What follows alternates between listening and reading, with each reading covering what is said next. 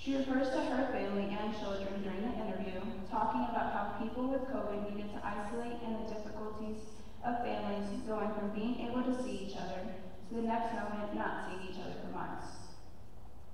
I am thankful for having the opportunity to make someone's story go from an interview to going out into the world and having others listen to their story.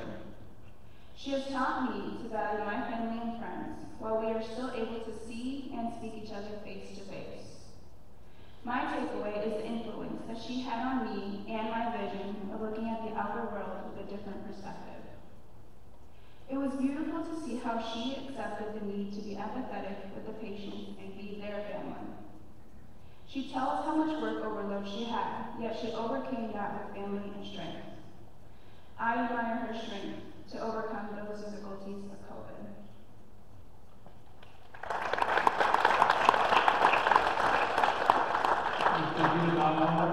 Regina from Dalian, all the way from Dalian, Ohio. Where you at, Regina?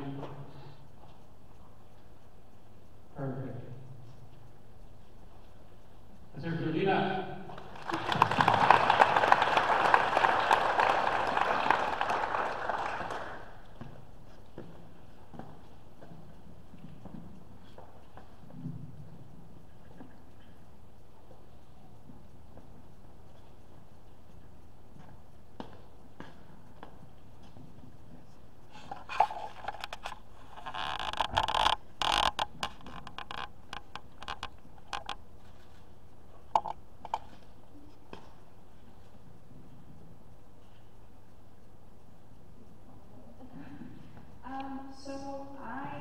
In your interview, you talk about having the pressure of everything on top of you and just, having the world over again. And I wanted to interpret yourself down on the bottom as if you were holding together your family because of your kids, you got COVID, and just having faith that you were able to come out of that and having the love and strength to overcome those fears and difficulties of getting out of COVID.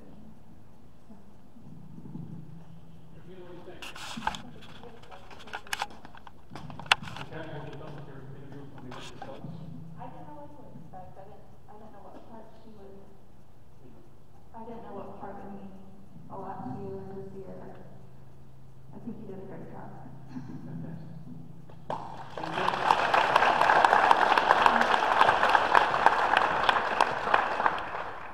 Isn't it crazy to think about it? You create some art, and you present it to somebody on stage with 200 people.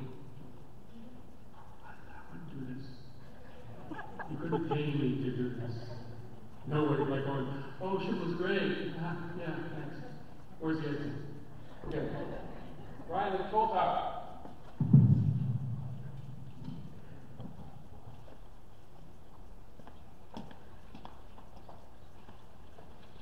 A lot of them had like stroke-like symptoms, delirious, so they would just be out of their minds. And then they would just slowly die. Yeah.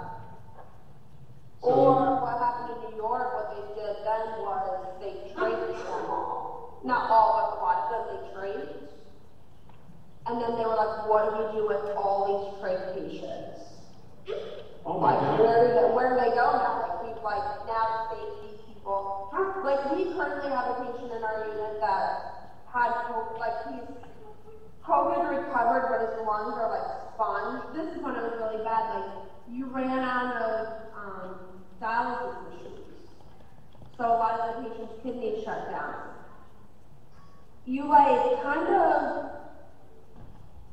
you just go into autopilot and you just do it. There's no you can't really be that emotional. It's frustrating, I think, because it's still happening. And a lot of my coworkers didn't go home. They stayed in the dorms on campus and stuff for months because they didn't want to take it home to their family. Can you imagine that? She was New York City, Columbia Hospital, Columbia University Hospital, cardiac arrest, already in the ICU. Can you imagine that every day? It's going to be wild. Jack Schultz, the artist from Mr. Megan Marinas. Jack?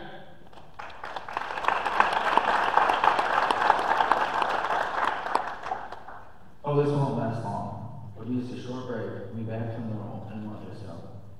This is what I was hearing around me as I was packing up my school bags on March 12th of 2020.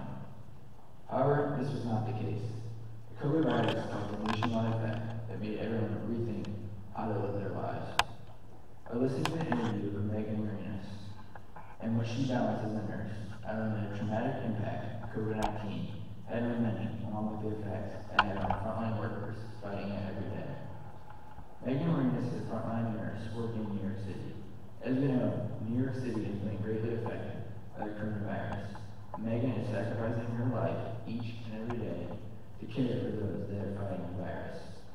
In the interview, she discussed the serious issue of how many people are admitting each day, and how many amount of the ventilators have majorly increased since the beginning of the virus back in March.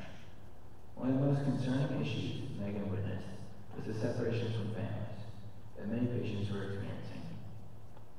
These patients were in an ICU unit, now allowed to have one visitor at a time.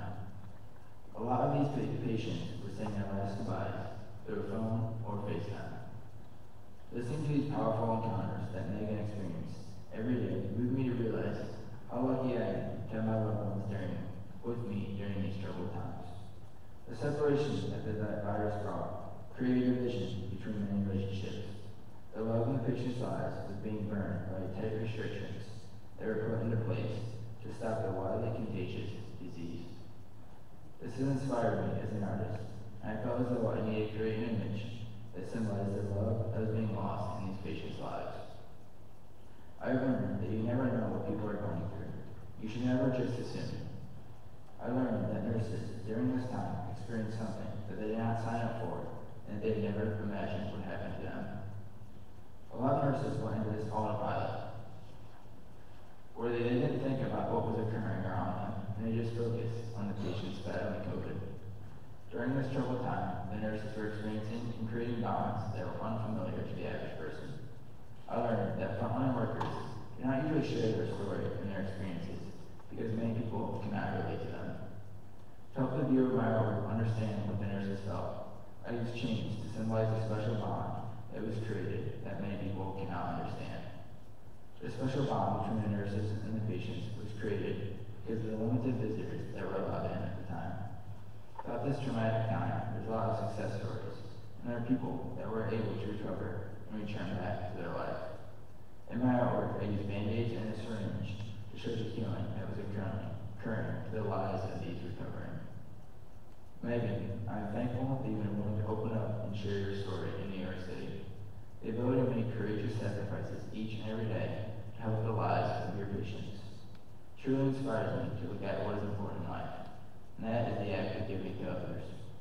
Being a part of this life-altering project, led by Dr. Shu and art director Mr. Schultz, is something that I will forever remember. Megan, I would like to thank you for dedicating your life to others and putting yourself on the front line of this virus. Without people like you, Megan, our nation would not be on the other side of this battle.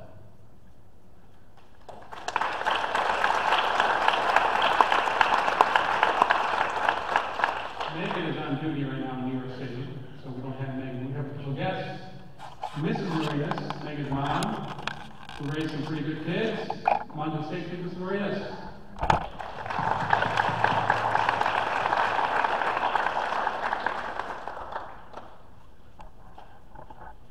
You know, some of these stories you'll hear today, you'll learn from things. I did not know they had that many trach victims from the COVID pandemic. I did not know that. You're going to learn a lot from some of these interviews, but you don't hear about the news.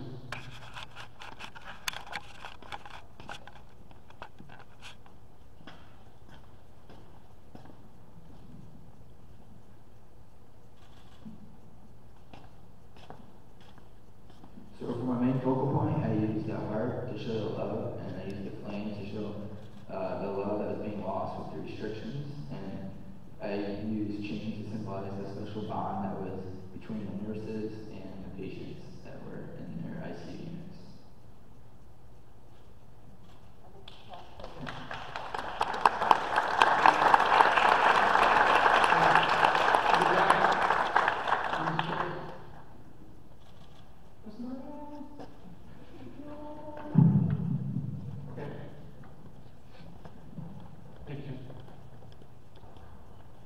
Ryan Control Tower. How we doing, all right? Okay?